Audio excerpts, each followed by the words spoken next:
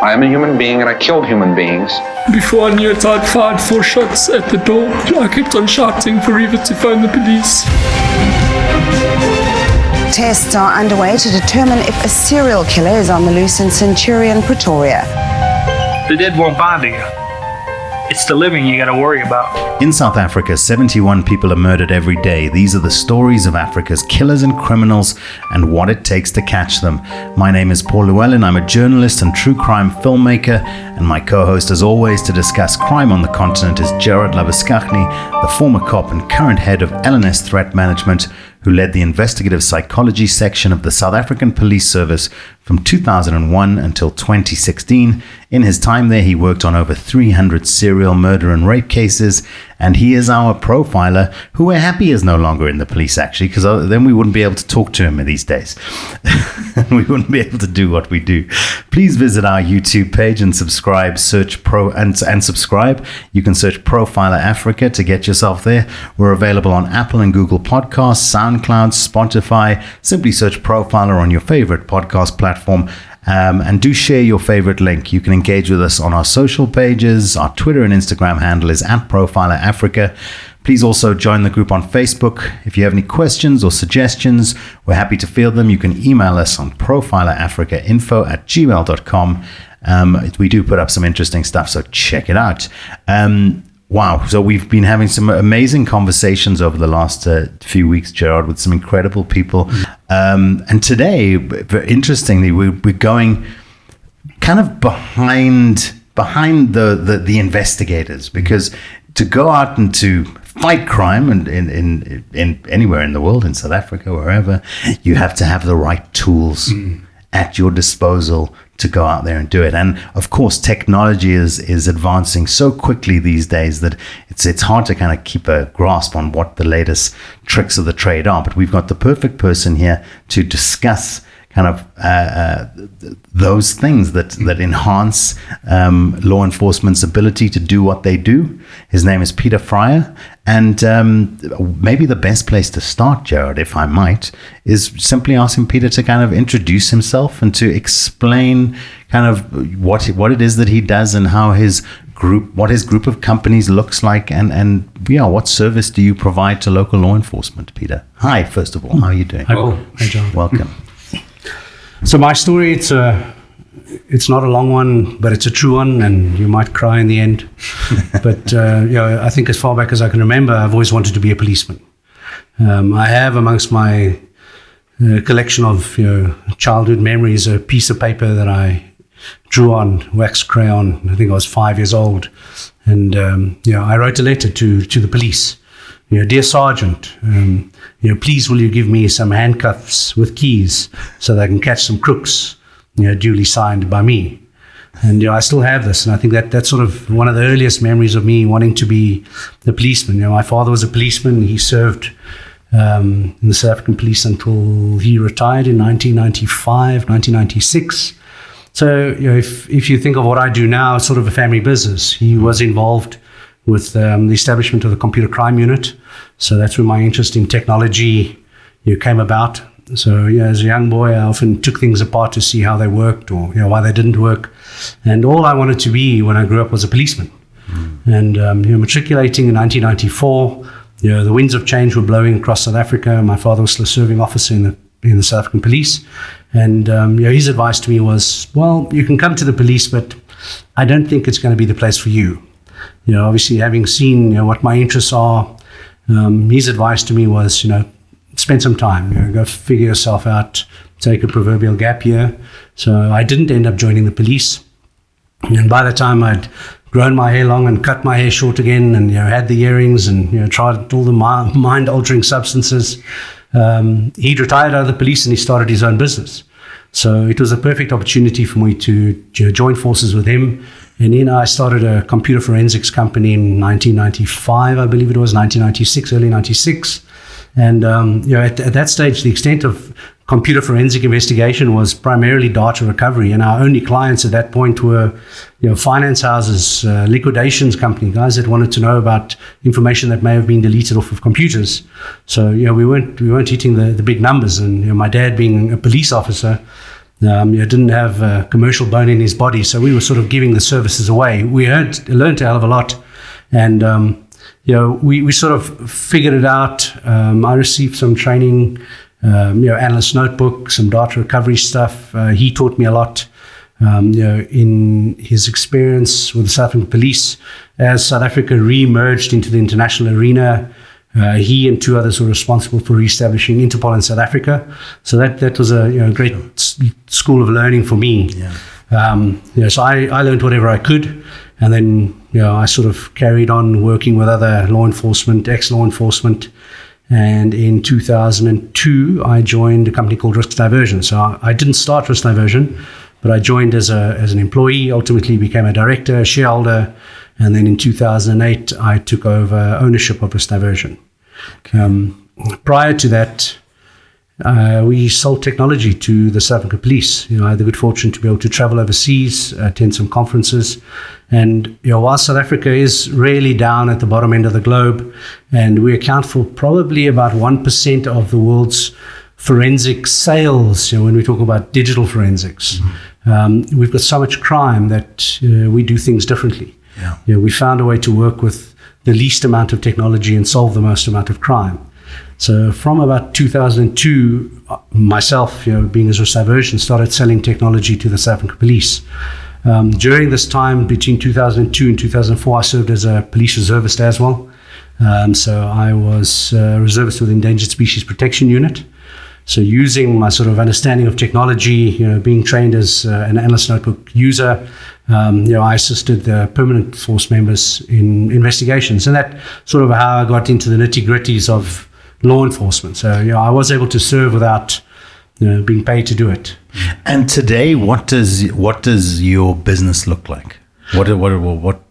Yeah. So over the last, I would say, decade, I've seen how technologies moved along with the times. South African police, they live in those 7 deadly words. We've always done it this way. So it's very difficult to convince them to do new things. So since about 2004, South African police have been using digital forensics for computers and cell phones. But, the landscape's changed so quickly. And I would say since about 2010, we've been introducing the concept of using technology in a different way, meaning that traditionally your law enforcement guys have a lab, and then the lab has highly trained specialists. Some of them have computer science degrees or at least some sort of tertiary qualification, and that's sort of where they keep the technology. It's also one of the reasons why the South African Police's cyber division isn't 600 people. It's now less than 50 people, because they don't allow non-technical people to do technical things, and that's a sort of path that I've seen technology take, and South Africa hasn't moved along with it. But as the technology's developed, it's been developed for non-technical users.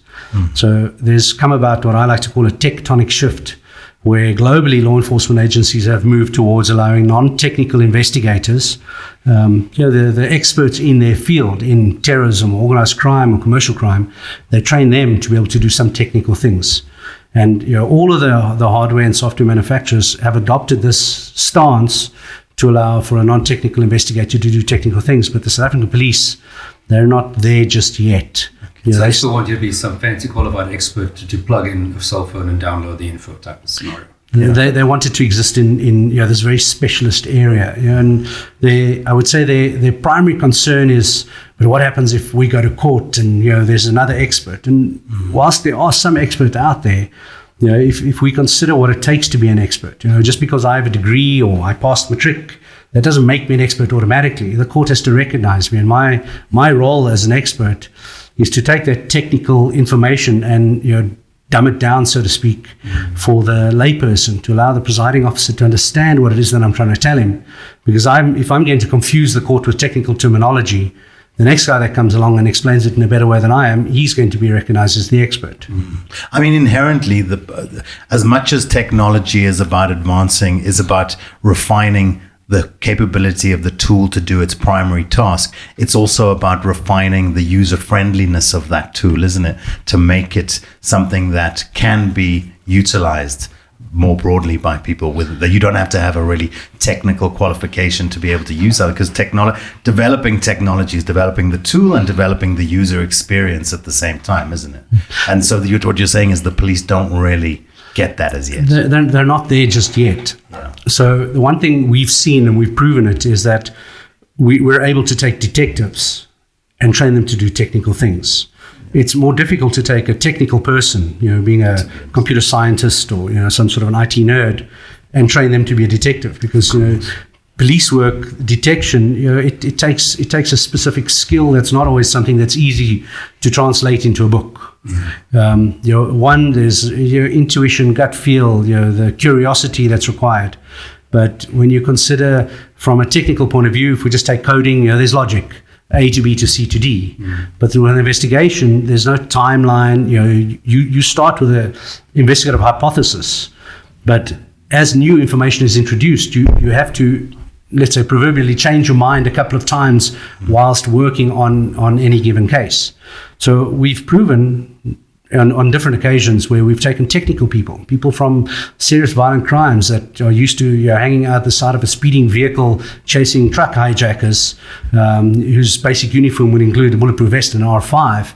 But we've taken them over the years and trained them to do certain things. And now some of the best rated cell phone analysts come from that serious violent crime environment, and what they do every day is just download cell phones, analyze the information that comes from a cell phone. And they've been regarded as experts. I mean, absolutely. Francois Muller, who's sadly left the police now with Chris Delport. And these are all students of mine that I trained back in 2004, guys 2005. I knew when they were working at murder and robbery units as detectives. Exactly. They just had that interest.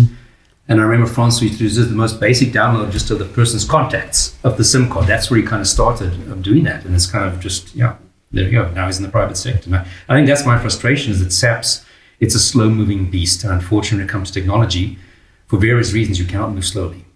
You can move slowly when it comes to re-upping your licenses for the programs you already have. You cannot move slowly when it comes to getting new things that you need, because the technology has changed. And that's where my worry has always been, that it's such a slow-moving beast that we're not getting the maximum use out of the technology that is available.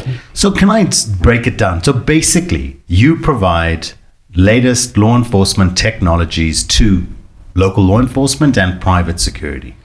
Was that a concise? And then you have a group of companies. I know Forensic Tools being one of those. Just break down what the different entities are that you're responsible for. So the groups in the company are currently Risk Diversion. So Risk Diversion focuses primarily on digital forensics, or the so-called cyber forensic environment. So that'll include cell phone forensics, computer forensics, enhancement of footage and CCTV images. Providing the services to do that. Services, tools, and training. So we build the business on three pillars, if you would. So primarily, we want to sell the technology to uplift and empower law enforcement. So our clients include, but aren't limited to, let's say, the SADC region. So we've got clients, Kenya, Ghana, Nigeria, and then all of our near neighbors. And we sell them pretty much whatever the standard technology is that is currently in use by law enforcement agencies around the world. So, not a lot of development has come out of South Africa in the digital forensic space.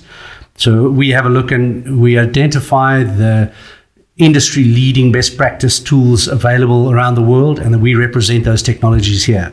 So most of those tools and technology we've sold and delivered either through training services or products for going on 2 decades. But like I said, you also though provide that service yourselves. I know we do, yes. Harry Knudsen, the Crusaders case that we had on our show 2 weeks ago, 3 weeks, 4 weeks ago, we spoke about that. You yourself actually downloaded and testified in court about some of the downloaded information you got from devices there. That's correct. So we do offer private lab services as well. And our primary focus is to support law enforcement.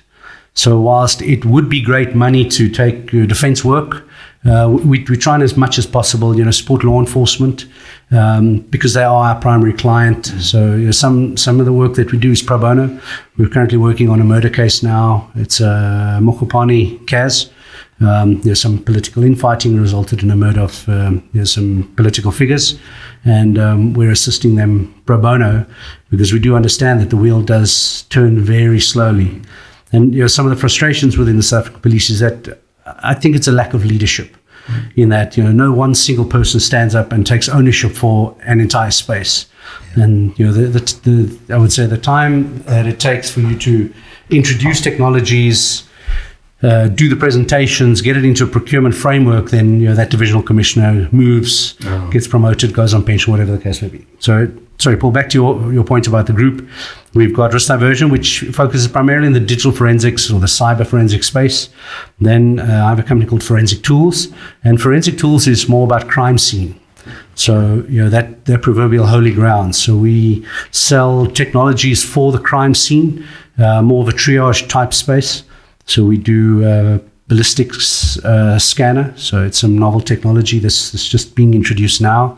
It allows you to scan the fired cartridge casing on the crime scene and gives the investigator gun intelligence within a matter of minutes.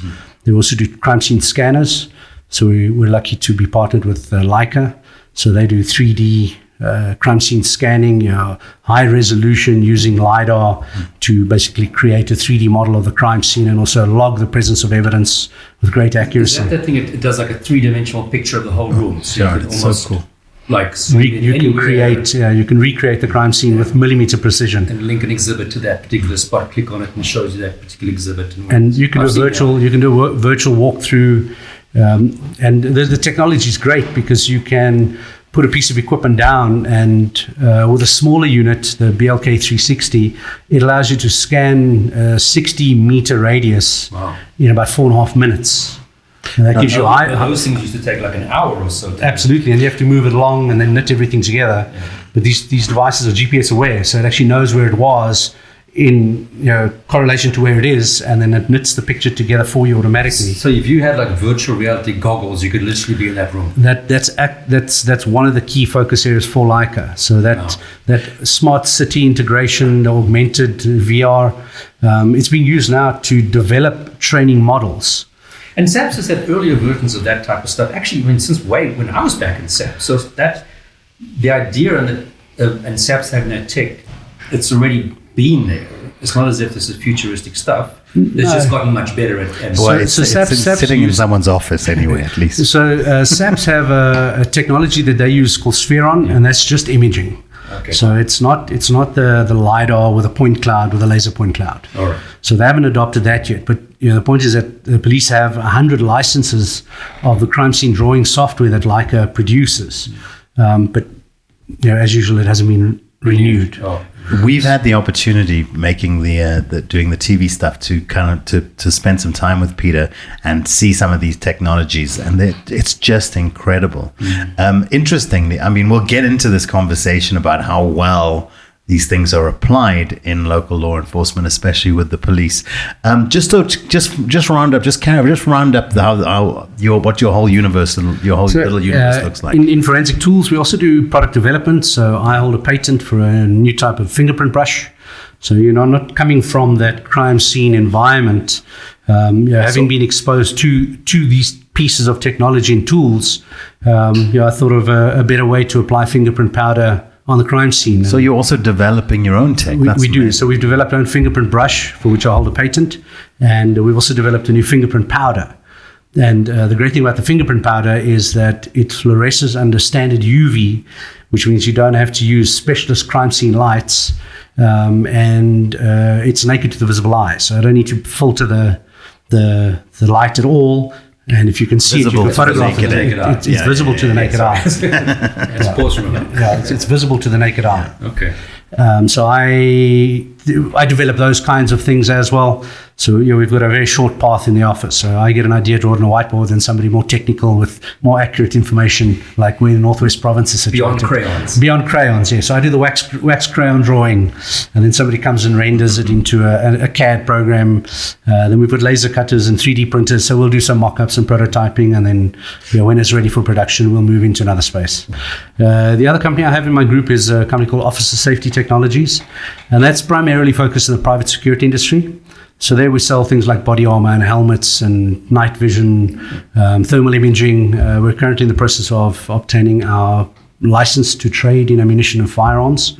So that'll allow us to address a specific requirement from our client base. So it's a great business. The private security industry being as big as it is, it's an array of tools and technologies. What's 3 or 4 times the size of the South African police in terms of just pure numbers of people, if I'm not mistaken? It is, and they've got a great regulatory framework. Unfortunately, there are some elements within the private security industry that sour it for everybody. So the big brands are doing good things, but when you get into the smaller markets, the guys are cutting corners, not training their people properly, not even paying their required subs to CIRA, for example. And then the last company in my group I have called Bishop Technologies, and it's a GSM middleware company. So there's some technology that exists in that company which allows for the implementation of LBS at the cellular network, and LBS is location-based services. So we developed a piece of technology that, when implemented at the service provider, will allow the service provider to support law enforcement to track mobile devices. Oh. Okay. And I think that's something you and I spoke about it 2-3 years ago, just before COVID, I think, if it's the same device that you're referring to. So there's hardware and there's software. So the software, if implemented at the service provider, allows the service provider to, in real time, track the location of a subscriber. And then there's also what they call event-driven LBS. So event-driven LBS would be, say, that if certain conditions are met, then trigger a series of queries. So what I'm saying is that, let's say, for example, there's a rugby match at Loftus and some critical event occurs. Bomb explosion, part of the stadium collapses. Event-driven LBS allows you to say, well, take a snapshot of how many mobile devices were in that area 15 minutes before the critical event, during the critical event, and where are those mobile devices now, to track mobile devices potentially trapped under the rubble, or people that have already moved off, or if it was, say, a terrorist attack, give me the mobile devices that were there during the commissioning of the crime and then moved away sort of whilst the crime was being committed. So that potential exists, but it exists only on the cellular network. And then there's some novel hardware which is used more primarily for direction finding, being able to physically identify a mobile device wherever.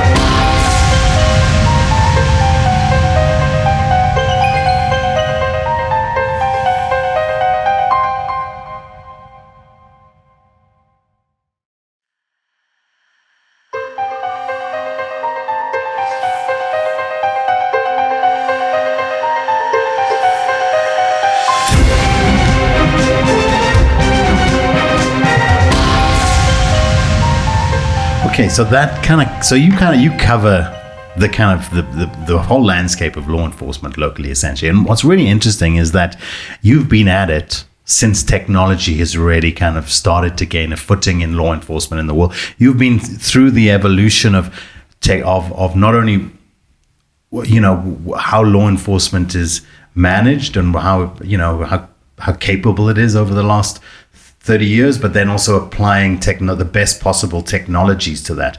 I'm just curious how different is the world that we're in now to when you started? I mean, I understand that obviously the technology is so much more sophisticated, but I'm talking about the environment. Just your thoughts on let's start with the police. What do you feel that today the police are able to have embraced all of the potential that new technology offers to refine and improve the ability to be kind of good law enforcers? Short answer, no. I don't think they've embraced the technology. Okay. And it could be attributed to a couple of reasons. One, I think the political will is not there. If you consider the way that the South African police is currently structured, the bulk of their money goes towards VIP protection. That's the focus. That's where they're spending. They're spending their money is VIP protection. Just for the listener to understand this. So you've explained this to me before. What you're saying is that if you take 100% of the police's annual budget, the biggest percentage out of that 100% goes to VIP services. Just after salaries. Just after salaries, then it would be something like VIP protection. I mean, that really is... They spend billions there. How do you feel about that, Jared? Not good. I don't know why all these people need to have such levels of protection. I think it pisses off most of the public. Whenever I see a blue light convoy, I get really irritated. It's quite shocking. that they protect themselves to the T, and the rest of us. Yeah, as we discuss so often in the podcast, I mean, one of the scariest things I often say in the world to be is, for example, a black woman in South Africa. If you think about the levels of gender-based violence and what have you, you'd think that there were other places where the police could be spending more money than on blue light brigades. It's kind of scary. Sure. And I think if you consider in the digital forensics environment, the last significant amount of money that was spent, and I don't have the exact figure, but I'm going to tell you the date would have been in around about May of 2018. That was the last time the police, bought licenses or trained anybody, 2018. So we're 4 or 5 years down the line. Does that mean licenses haven't been? Because obviously licenses haven't been renewed since 2018. Can we contextualize? Can you just explain how that practically, what the reality of that is practically at the local police station? So at the local police station, no technology. At the lab then, it's a police lab. So at the lab, and the technology is quite thinly spread around the countryside. So let's say, for example, you have a cell phone. It's now, what's today? The 12th of December, Monday, a crime is committed. As we sit here now, the police do not have any active or valid licenses. So you get caught red-handed for choose a crime. And the evidence exists on your cell phone. So I murdered Gerard right now, and I film it on my cell phone. And you using the latest iPhone. Yes. The police would have no way to extract that information off of the new model of iPhone. Not anywhere in the country. Not anywhere in the country. Practically, that means that if there's a computer there with the software on it to do it, the hardware and the software required, but if they log in, enter their username and password, it says, you have not paid your bill. Well, the license, it would indicate that the license has expired. So while the software would still be active in the sense that you could open files and you may be able to extract data from old modeled phones, but because there's no support and those software packages haven't been upgraded, there's no way for them to connect or extract data from your iPhone. They would never stand up in court if your license is expired. Well, that opens up another debate because we've asked for clarity on these things because the end users are still continuously using the expired license because there is nothing else. They have nothing else, so they're still using the expired license. And just explain to people, so you'd buy whatever device we're talking about, but companies then require you to have a license that you pay every year, which gives you the ability to actually use it to its full extent. That's correct. And that's where SAPS tends to fall short, is that they don't, but in time, renew any of these licenses. And what they try and do is they try and do one single tranche of procurement. So in March of 2020, the State Information Technology Agency put out a tender, and it was a monster. It was to address just about all of the forensic requirements of the South African police. So they were looking for analytical software for the labs. They were looking for accident reconstruction. They were looking for blood pattern analysis. They were looking for accident reconstruction. Then they were looking for cell phone forensics, computer forensics, layered voice analysis. So it was every piece of forensic software that had expired, they put into one single tender. And as you can imagine, so if one company would have to be trying to provide all of that. No, it would be a multi award. So multiple vendors would be awarded because there's no single company that can do all of it. We'd have to create a fake company, not a fake company, charge more and kind of sub everything out. And you've hit the nail on the head there. And that's currently the situation that we're seeing, is that you have what we call these atypical vendors. So I've been at it for more than 2 decades. The technology vendors know me, the competitors know me, the South African police know me. So when they see a bid from me, it's reasonable to expect that these are my partnerships, that I've got the experience to be able to do it, and I've executed on these things before. But what we're seeing more and more is because the CSD environment, the central supply database, it is so fundamentally flawed. They sought to create a central register from which government can procure, but there's no, just the sheer volume of people that are registered in CSD, there's no way to accredit or verify or vet people on the CSD.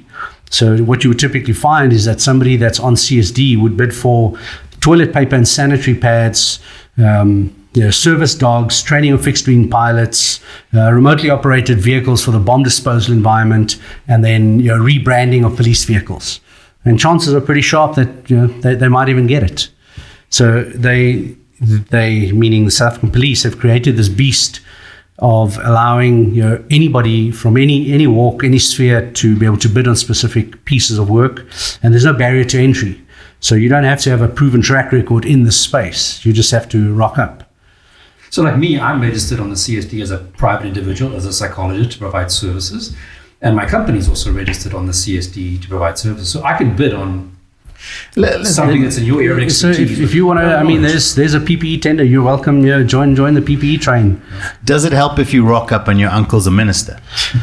Well, not to put a finer point on it, it probably does. Yes, we've heard horror stories from how these bid evaluation committees work, and I've seen it in practice where one of the bids that we're on, it took just over 2.5 years to evaluate the bid. Then it took another 11 months to sign the actual contract with the South African Police, and procurement still hasn't happened. And the end of the calendar year is upon us, and the end of the financial year will be within a matter of months. And then there's some other companies out there that the tender would be published in January, for example, and then the award would be done in February, and procurement takes place before the end of the financial year. And we're not talking about a small amount of money. We're talking somewhere in the region of about 70 million rand. And it's just one single company that bid on a specific item. Now, this is a lot to take in. It's a lot of information, and I always, whenever I speak to Peter, I seem to leave these conversations feeling kind of terrified about the future. But just want people to understand what this means for just the average member of public, practically. What this reality means for the public. Just be very clear about that for the listener. I think the reality of the situation is that unless you have a full understanding of what the police are capable of doing, you're not going to get any service. Secondly, that if you don't have the ability to pay for private forensics, you're probably not going to get much joy in your case, or whatever it may be. And what we're seeing, and it's routine, where you have to go to a police station to open up a criminal case. That would be the minimum. So once the crime's been committed and you've survived the trauma of being hijacked or a home invasion or whatever the case may be, you have to open a case. The police aren't really sharp at coming out and doing this for you. So often if there's a financial loss that's been suffered, so let's say it's a housebreaking, you might have been fortunate enough not to be at home, but you have to now go to the police station and open up a case for the reference number in order to process the claim. One of the things that we're seeing more and more is that there's this power struggle currently underway, and this is at the front line. At the frontline policing level, there's this power struggle where you have to convince the police officer that a crime has been committed. Where the frontline officer, his primary directive is, I would say, a public relations function. He's there to assist you to navigate the administrative labyrinth of how it works in terms of getting a case number registered and what the next steps are. And we see where we've supported clients with, let's say, identity theft or potential hacking or ransomware, whatever the case may be, and there's a financial loss. They report it to their banks to say, my account's been compromised and some money's been moved out of my account. The bank's saying, great, we've noted it, but we need you to register this with the South African police because we would ultimately need to obtain bank statements or opening documentation from different banks, whatever the case may be. And it's at that point where the wheels start coming off, because when you walk into the community service center of whatever police station, I hate that name. You've got what happened to charge office? You walk into that space and there's either a student constable or a jaded sergeant who's been there for too many years, and that's where the power struggle starts, because you have to go and ask them, please, can you help me? Yeah. And then he or she might be on the phone to DSTV trying to sort out their multi-choice account, and you just need to stand and wait. And once you've explained to them the scenario and you say, well, listen, my bank account's been hacked and money's been stolen, the generic answer is, well, you've got to go to the bank. It's a banking problem. It's got nothing to do with the police. Go to the bank. And then, again, another 15 minutes later of trying to explain to them, say, but, I've been to the bank and they've asked me to get a case number. Then this guy's so out of his depth because they've got no experience. That training hasn't trickled down. It's not something that's been taught at the fundamental layer of the police college that you have to take in through that process to say, well, what happened? And then where was the crime committed? Well, in the internet. Where's that?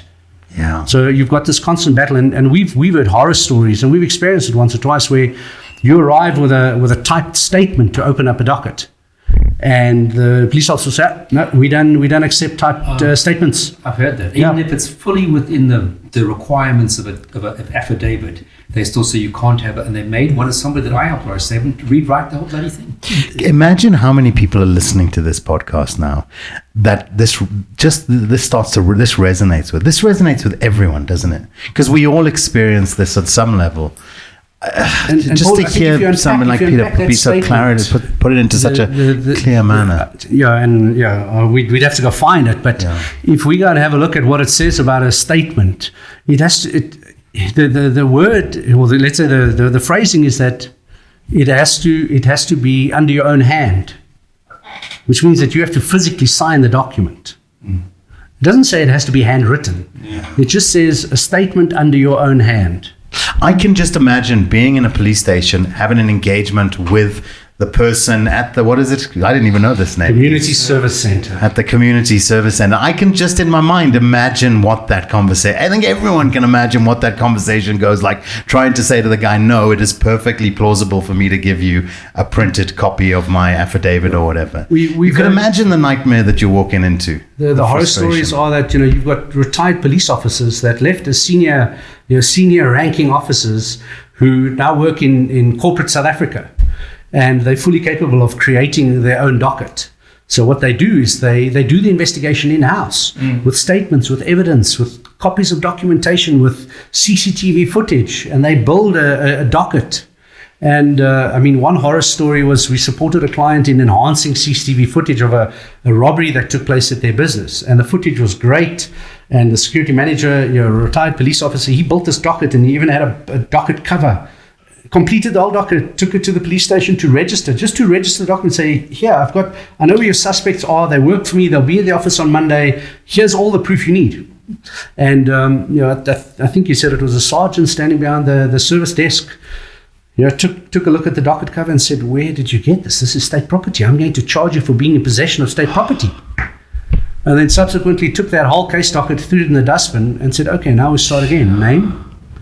And it's this power struggle, and I don't know if it's it's because the guy at the front of the queue is a high-ranking official that might be the minister's grandson, but the guy at the bottom of the food chain, which is the frontline officer who sits in the community service center, eking out his meager salary, they might feel, well, there's no real opportunity for me, so the only thing I do have is power. And they try and exact that little bit of mainstream power that's available to them. And I can, to your point, say if you're a black female in South Africa and you're going to a police service center, community service center, and report a crime, a rape, for example, I think the chances are better than good that the guy who's helping you might want to take a run at you as well. And we've heard these horror stories time and time again. Sure. So, I guess coming back to the tech side, so what would you say is the coolest piece of tech you've ever sold to the police? And what's the coolest piece of tech you wish you could sell to the police that you have? The coolest piece of tech? Well, everything we sell is cool. I need to pause on that. I think in the last 5 years, some of the coolest tech we've sold would be this CCTV enhancement, the ability to take some really bad quality footage and make it workable. So there's a software suite called AMPT5. That's really, it's game changing. Because if you consider how much CCTV footage is available, at your home, at your office, everywhere you go, there's CCTV footage. Unfortunately, the quality is not great, but AMPT5, I'd say, is probably one of those things that immediately changed the game a lot for us. The cell phone forensic technology, there's a peak and a trough. So for a couple of months it's fantastic, and the cell phone manufacturers haven't cottoned on to the security vulnerability that exists in order to lock the phone up, so we can't get access to it. But there's some really great stuff coming and out there. No, Peter's done a demo where it was the license plate on a car. Okay, and I promise you, this photograph or the image of the vehicle is the car's in profile. It's the side of the license plate. With your naked eye, you cannot see the license plate, but this technology somehow managed to show you the back of the car and what the license plate number is. You must send me though, because I can show that specific example So of just that's the a before feature and the of- after. feature Just of M5, incredible, yeah. Gerard. Yeah, so it's It'll blow it's a your full mind. perspective correction. So you can actually change your perspective of a subject in a photograph. But it's like from this angle, and then it shows you it. It's amazing.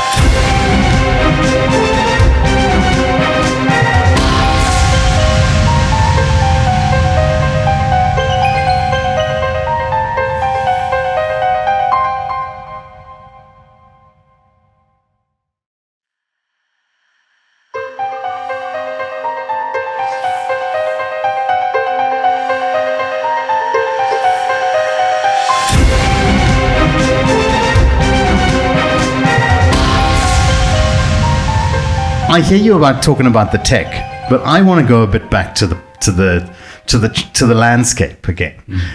The management of at police, this fact that what are your thoughts on, because it's something we touched on again last week, is this how today there are more generals in the police than there were generals in the Allied forces during World War II.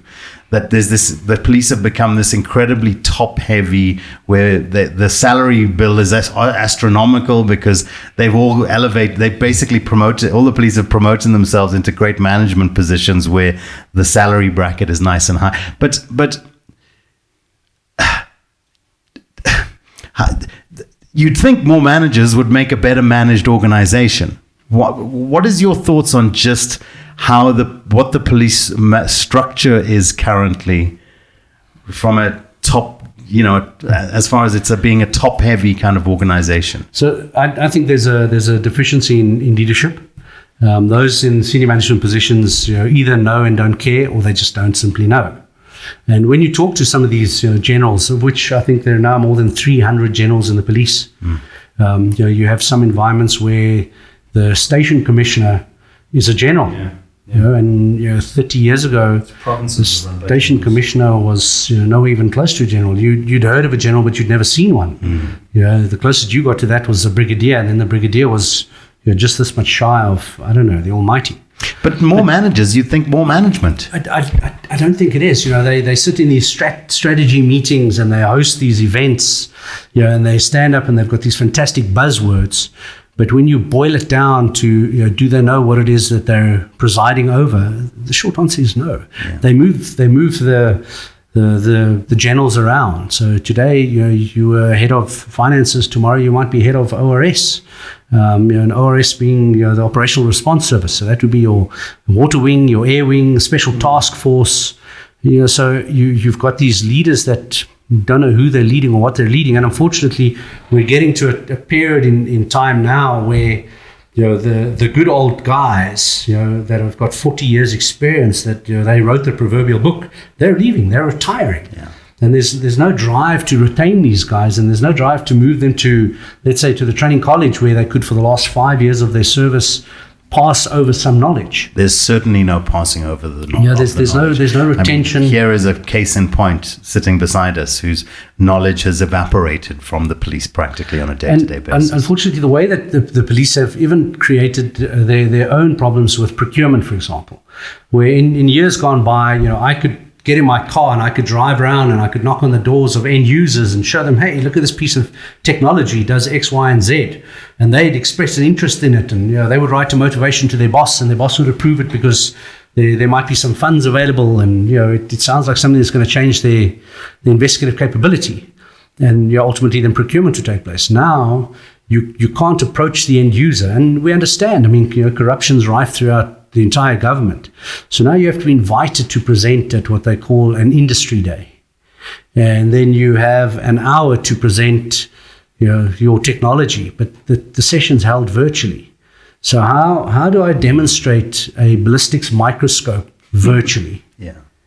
So once you've done that, then you can apply to have access to an end user. So, from a supply chain point of view, there's something called demand management. So the end users submit their needs, but with the end users not being exposed to conferences, they're not being exposed to end users. They're not doing their own research. Yeah. So whilst police have a very mature research division, They're not going out there and looking at what the latest technologies are in cell phones or computers or audio enhancement or voice comparisons. That's still my job.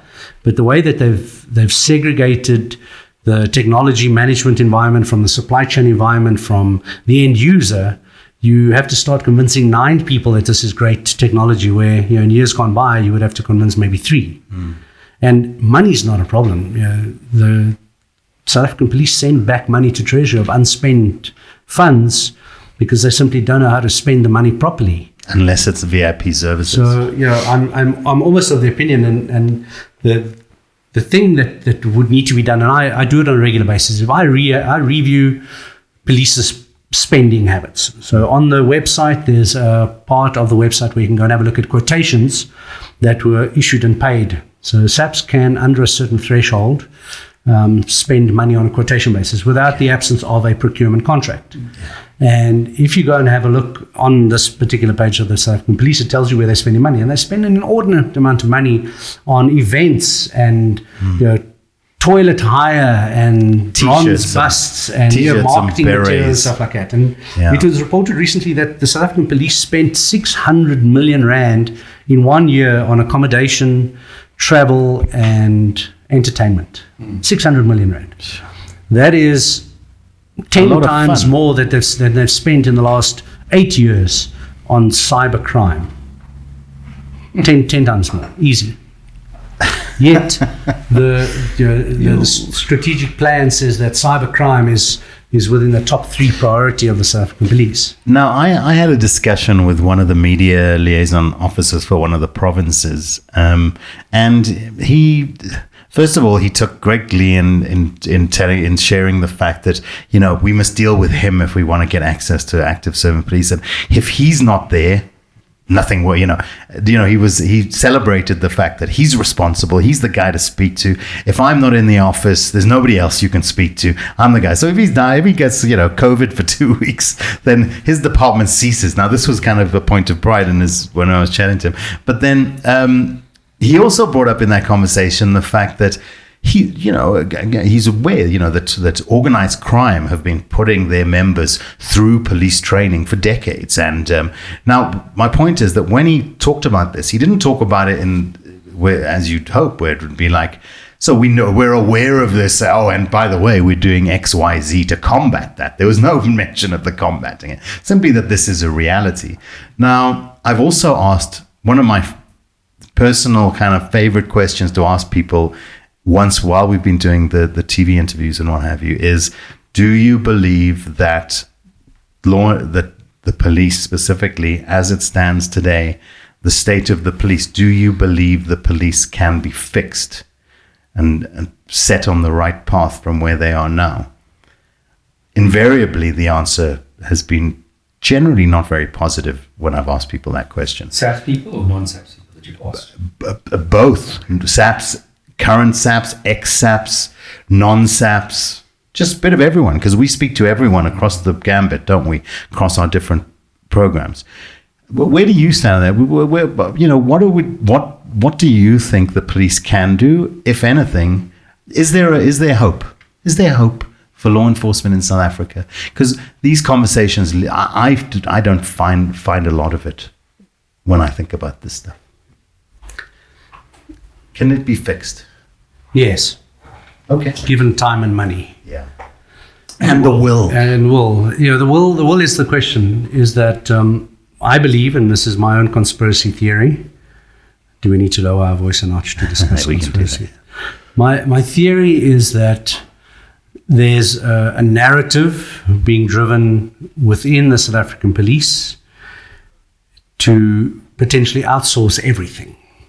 Okay. Looking for a big brand to emerge from the wings, with DNA capabilities, with a whole lot of stuff to be able to come to SAPS and say, we're going to immediately reduce your backlogs and we'll take over all of your DNA testing and we'll do X, Y, and Z. And it would be a well-known company, somebody that's affiliated or closely aligned to the now president or potentially the next ex-president. That's what I suspect is happening. So procurement on a large scale isn't happening. Again, my evidence that I would use to support this would be having a look at the tenders that have been put out that have been cancelled.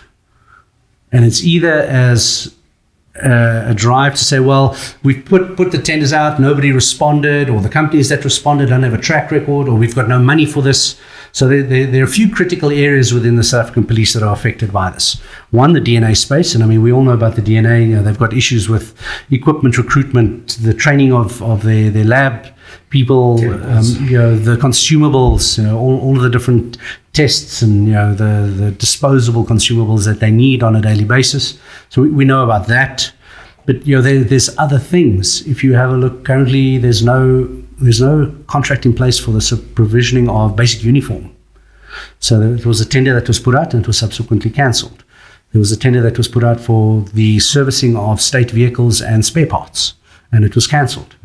So if you now drive past the garage in Silverton, there's probably 200 vehicles just standing there. You know, those are vehicles that need to be serviced, need to be put back on the road again.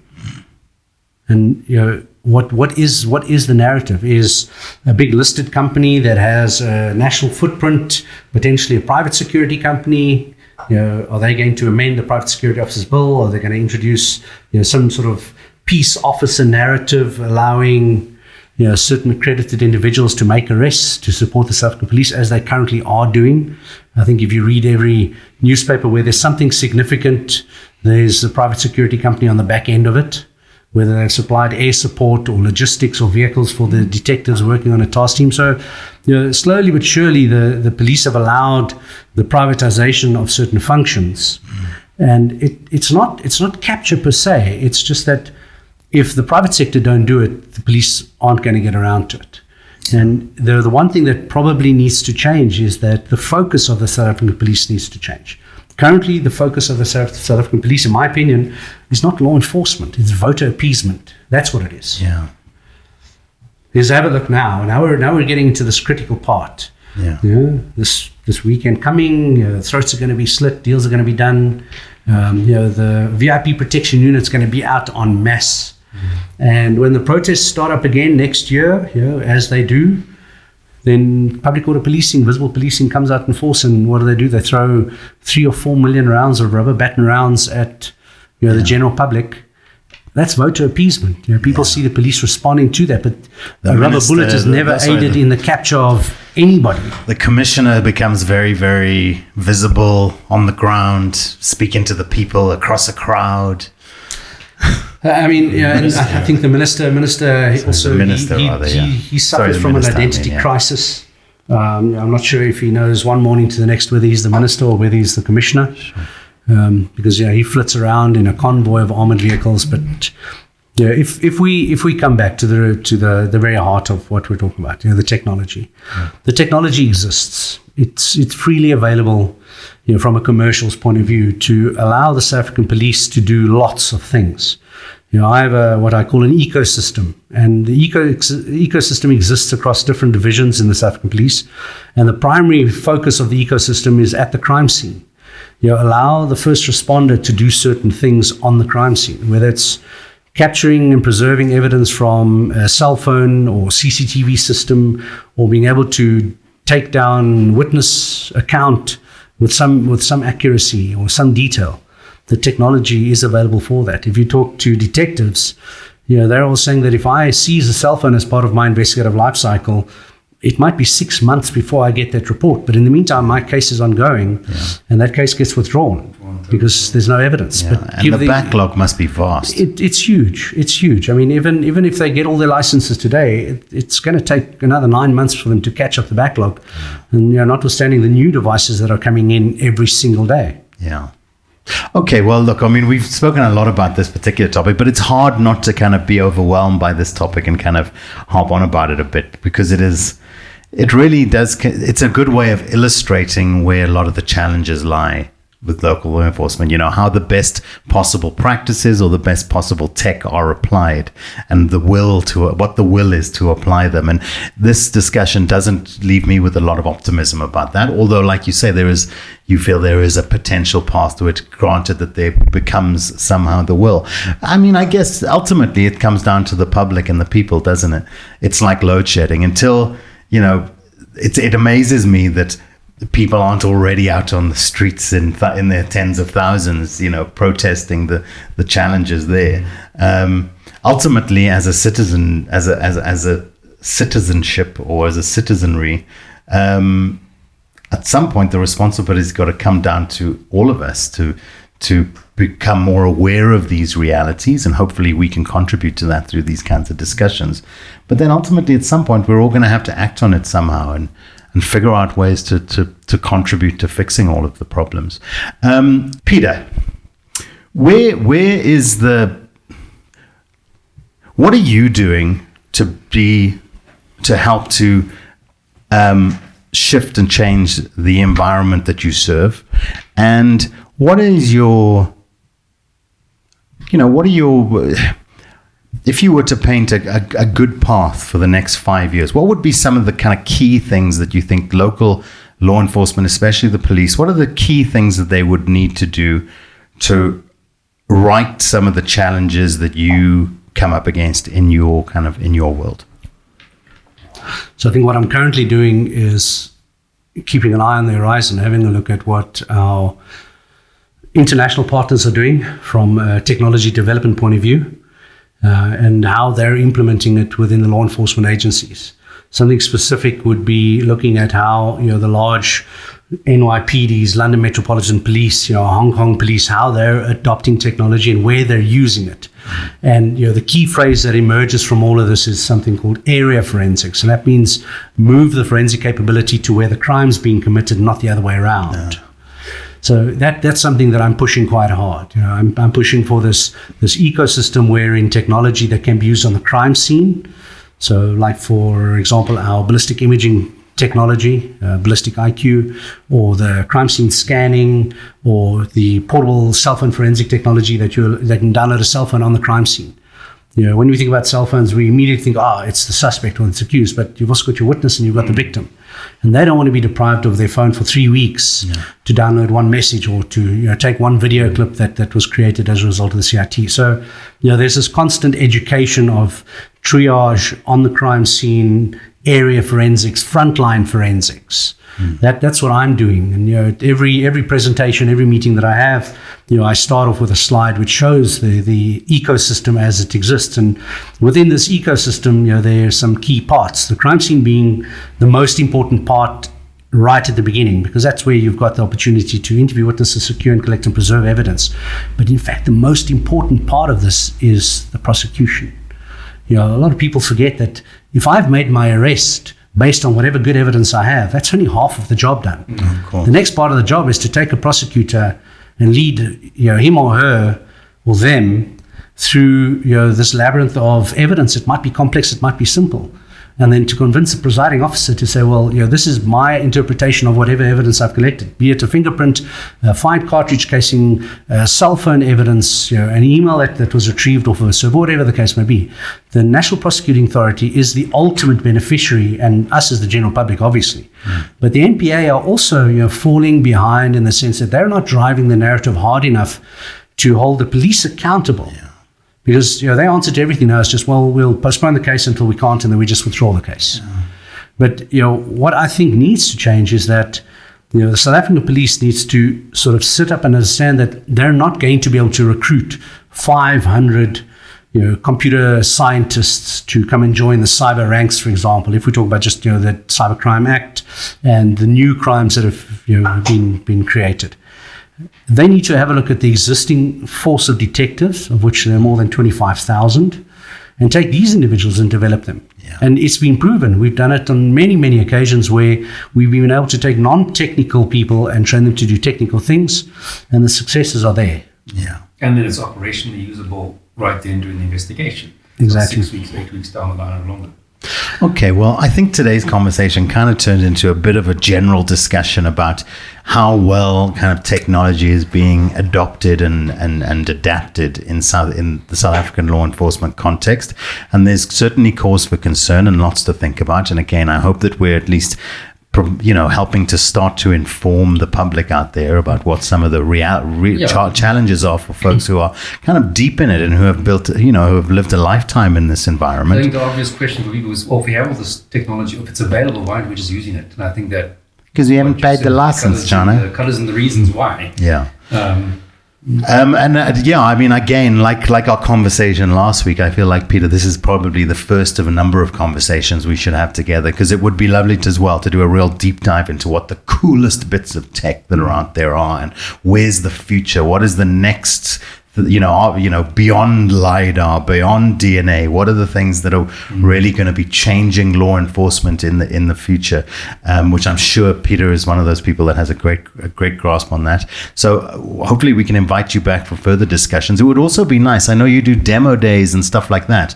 It would be lovely to come along, maybe bring a camera and to create a bit of content on the ground. Maybe we can do kind of maybe for the Zulu Alpha Firearms channel as well. So I think a first conversation, hopefully of many, and hopefully we can continue to just enlighten the public as to kind of how, not just about the stories and how police apply their investigative knowledge, but also this part of it, how the future is affecting the police and how technology and what have you is applied and how it's changing the world that we live in, I guess. Any final thoughts, Gerard, today? No. Any final? I wish you the best of success, because that would mean a lot of success for the police. Exactly. If they just adopted some of the tech that's available. Yeah. It doesn't have to be invented; it's there, and they just have to purchase. Where do we leave this conversation, Peter? Well, I think I should have my head read professionally, because I'm still willing to do business with the South African police. Off to you. I made almost a standpoint. I'm not going to do business with government because it's just too frustrating. Yeah. But I do it out of passion, understanding. I'm still at the heart of it, this 5-year-old boy that wants to be a policeman. So, although I can't serve, I can try at least make sure that they use the coolest gadgets on the crime scene. Cool. Thanks, guys. Thank you. Have a good day, everybody. Thank you for listening, everybody. Please do visit our YouTube page and subscribe. Search Profiler Africa. We're available on Apple and Google Podcasts, SoundCloud, and Spotify. Simply search Profiler. Share, please, guys. You can engage with us on our social media pages. Our Twitter and Instagram handle is @Profiler Africa. Please also join the group on Facebook. Guys, don't forget to pay your licenses, okay? Because if you want the tech, you got to pay the bucks, unfortunately. It's been a great conversation. We'll be back again next week with more Profiler. And thank you very much. And rest easy. Yeah, rest easy, everybody. Thank you. Stay safe. Cheers. Bye.